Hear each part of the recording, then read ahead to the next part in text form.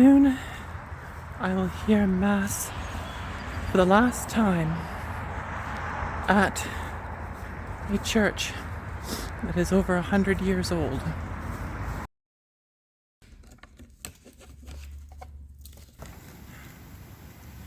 Il y a encore des catholiques en France.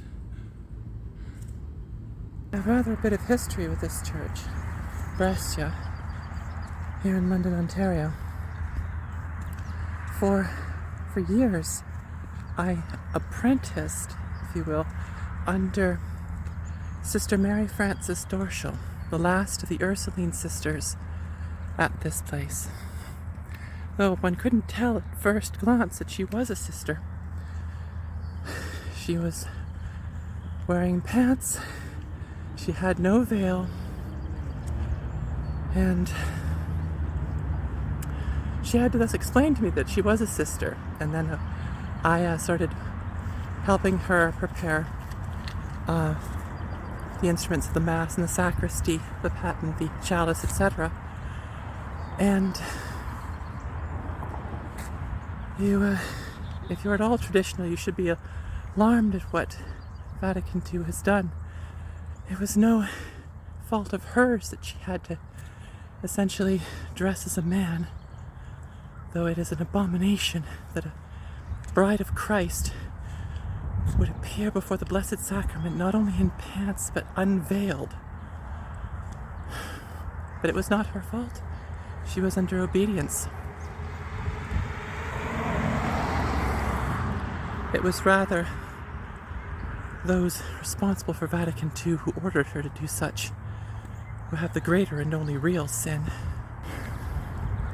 It is important to remember that the apparent victories of the forces of evil, savagery, slavery, greed, deception, they may seem to be gaining a great deal of ground upon God's holy church, but the gates of hell will not prevail against it. And the only reason that such victories of evil, that evil has been permitted to claim such power, is because of sins such as those of which I have just spoken. Sister Mary Frances died last year. With it, the end of the Ursuline order here, for she was the last. And thus, there was no one in residence here to keep this beautiful building preserved, to keep the chapel. People still go to Mass here, but they are an aging populace, fruits of Vatican II. You go to Mass here and you find songs from made in the 70s, usually sung with musical accompaniment, priest who faces the congregation rather than our Lord.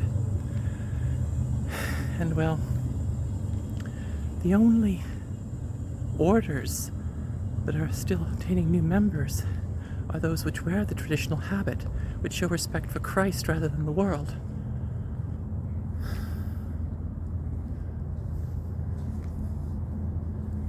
And so, with Sister Mary Frances gone, so too is the chapel building. Saint Therese. Oh, I've never seen you look so stern.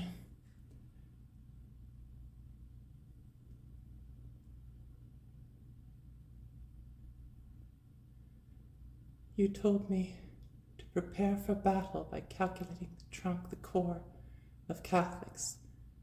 And that is clearly traditionalism.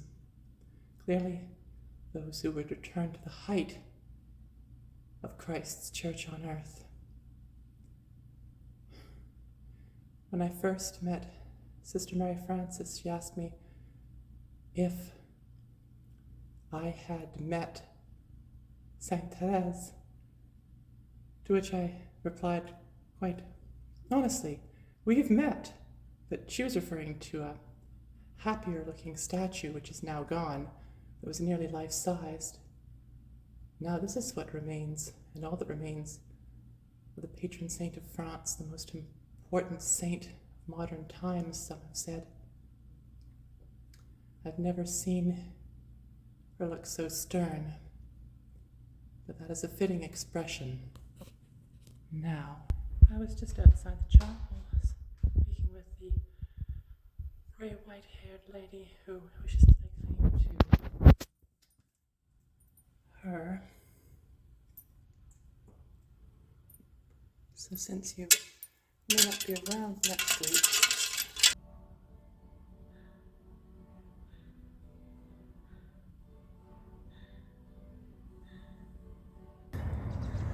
I know. Well, Jeanne d'Arc would not long endure in the presence of such things as this.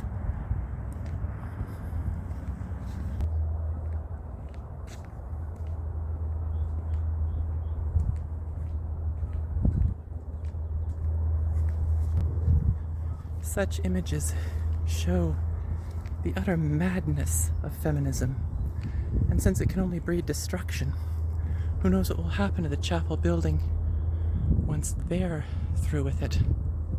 Perhaps it will fall into the hands of our ancient enemies.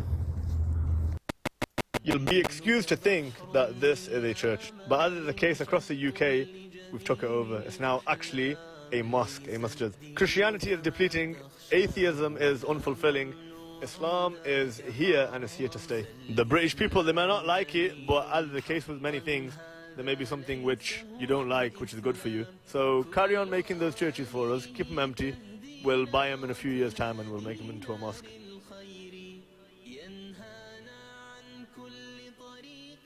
You may thus ask why I, if I am so traditional, would even maintain with the Roman Catholic Church.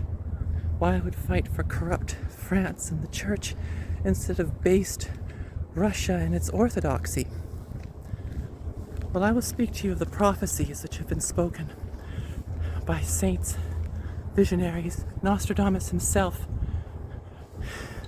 for thousands of years. We may be seeing them unfold before us now.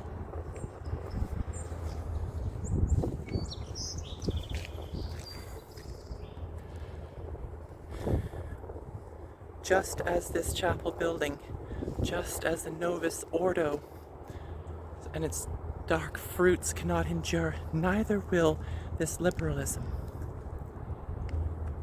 Traditional Catholicism will reassert itself, as will even the monarchy of France. And just as the king will be crowned at Rheims, so too will there be a holy pope who will restore all things.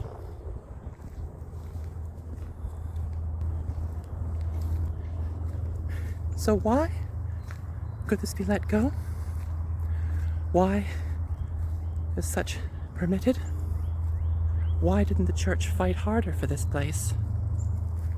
Well, it's because of the scandal about the residential schools made by the government of Canada for the indigenous population so that they could integrate into modern society.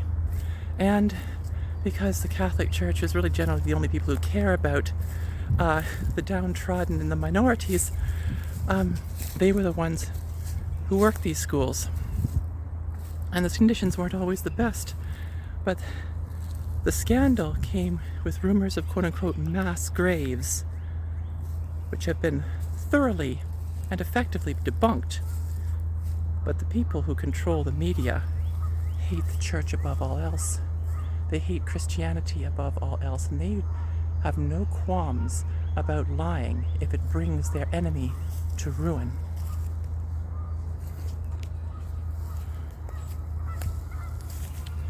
So I have a message for them now. You can mock us, you can torture us, you can burn our churches to the ground or set them up as altars of abomination, but you cannot defeat us. You cannot destroy us. I and all those in God's army shall see that this is so. Je m'appelle Paladin Pucelle, and, in the words of Lotus, keep fighting the miserable fight, for it will not be miserable in the end.